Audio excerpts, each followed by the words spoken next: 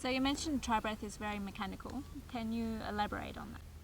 Yes, TriBreath is very mechanical, but it's also very fluid. I look at the body like an internal combustion engine. The internal combustion engine requires fuel. You and I require fuel, food. The internal combustion engine requires oxygen. You and I require oxygen. The internal combustion engine creates waste. You and I create waste. The operating system is very similar. It's just that it works differently. It works on an organic level rather than a gross engine level. Imagine your arms are pistons and they're pumping. Imagine your legs are like either the crankshaft or the back wheels, and your arms are getting your body pumping. And imagine if your arms are pumping, but only one's pumping. I mean, I did a video called the 4-step limp, where literally you watch people walk and one arm is held into the hand, the shoulder collapses into the rib cage, and then this other one does very little work, and we're wondering why we can't move, because you've shut the engine down. You've shut the body's ability to draw in oxygen down.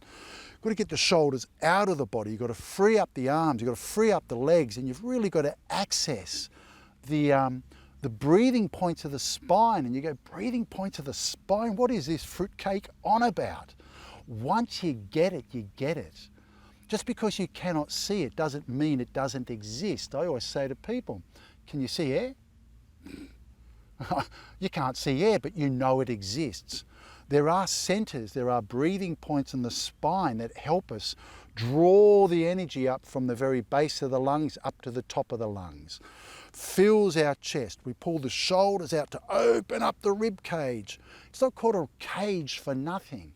Most people's lung capacity diminishes because the cage, their rib cage, encroaches in on their lungs, and their shoulders compress and their clavicles rise. The clavicles are no longer square, they're all up there. We cannot breathe. And we've just got to get and open it out. So look, it is mechanical, but it's a very fluid mechanical.